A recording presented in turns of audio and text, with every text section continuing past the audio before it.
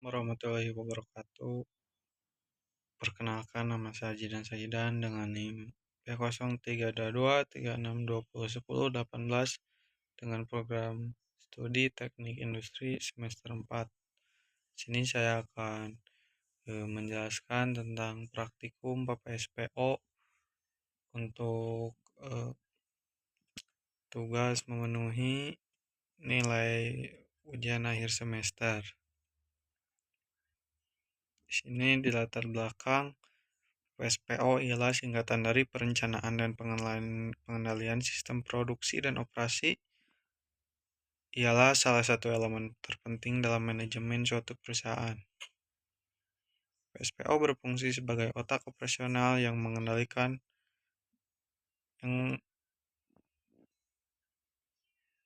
yang mengkoordinasikan semua kegiatan dari bahan baku hingga produk jadi, memastikan bahwa semuanya berjalan secara efisien dan efektif.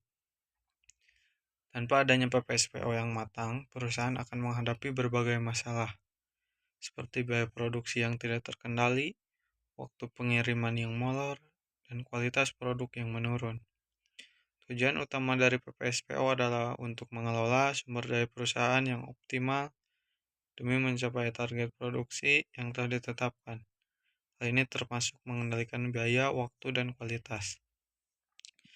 Lanjut untuk yang pertama, demand management atau forecasting. Di sini sudah ada tabel SL, sepeda listrik tipe A atau sepeda listrik tipe B. Data awal yang akan digunakan dalam proses pengolahan data yang diperoleh berdasarkan nilai yang telah ditentukan, ditambah 2 angka belakang NIM saya pribadi. Di sini NIM saya 18, dibagi 2 dan dimasukkan berdasarkan hasil analisis forecasting menggunakan perangkat lunak QM for Windows dan perhitungan pendukung dari Excel. Dilakukan perbandingan antara dua model linear trend SL tipe A dan SL tipe B secara metode moving average untuk meramalkan permintaan masa depan.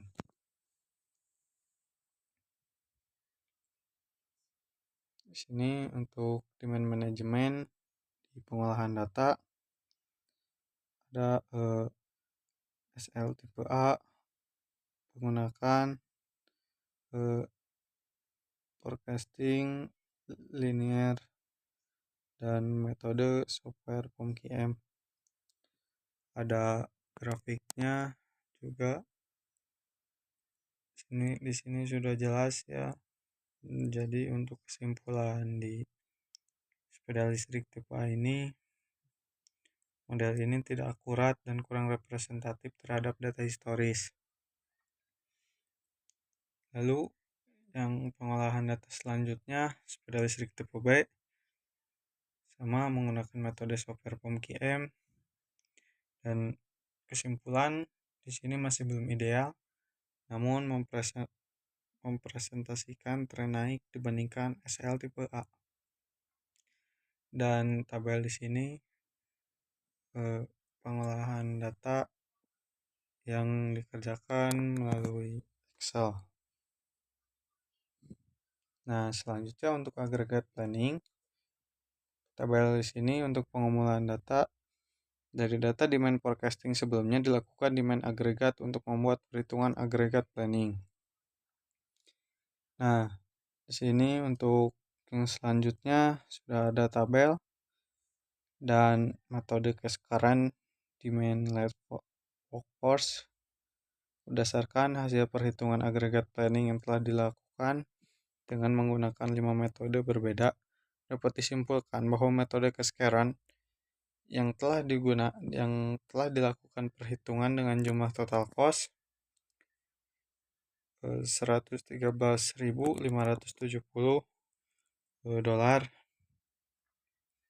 Untuk selanjutnya MPS dan RCCP pengumpulan data. Di sini sudah jelas, sudah ada tabel. Lalu untuk rumusnya sudah jelas juga, di atas sudah tertulis, dan eh, setelah melakukan perhitungan agregat planning, selanjutnya melakukan perhitungan MPS dengan data awal yang diambil yaitu demand agregat. Yang selanjutnya dilakukan proses disagregat seperti pada gambar. Selanjutnya MPS dan ACCP.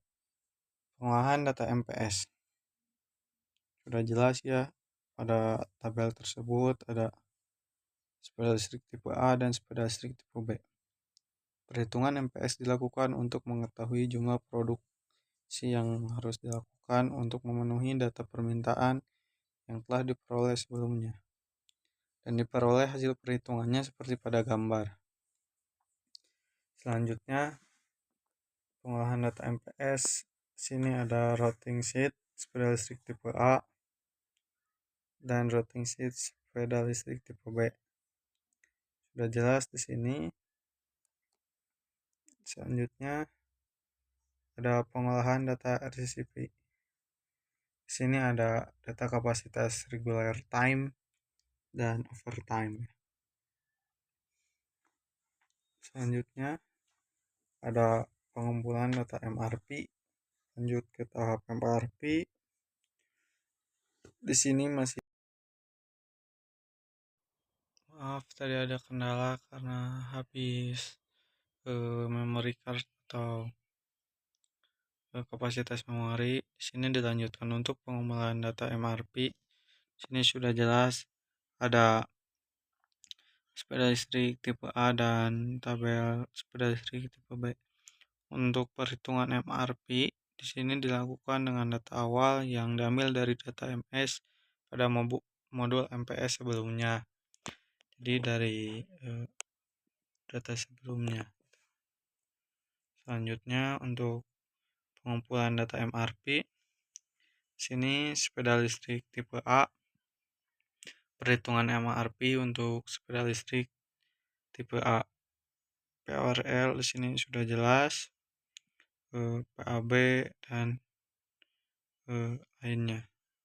Selanjutnya pengumpulan data MRP, perhitungan MRP untuk sepeda listrik tipe B. Di sini sama saja dengan sebelumnya. Lalu untuk terakhir yaitu load size, pengumpulan data MRP sepeda listrik tipe A dan tipe B untuk load size tersebut. Di sini load size adalah proses menentukan jumlah unit yang harus diproduksi atau dipesan dalam suatu periode untuk memenuhi kebutuhan permintaan tanpa menimbulkan biaya yang berlebihan. Dan EOQ sendiri adalah metode yang bertujuan untuk menentukan jumlah pesanan yang optimal, yang meminimalkan total biaya persediaan, termasuk biaya pemesanan dan biaya penyimpanan. Dari tabel di sini sudah jelas untuk lot size tersebut. Lanjut, di sini ada tabel perhitungan lot size untuk sepeda listrik tipe A dari EOQ dan deskripsinya sudah ada.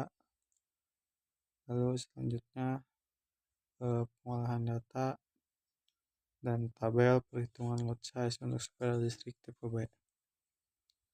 Mungkin sekian presentasi dari saya. Maaf apabila ada kesalahan, itu memang dari saya pribadi. Wabillahi taufiq wal hidayah. Wassalamualaikum warahmatullahi wabarakatuh.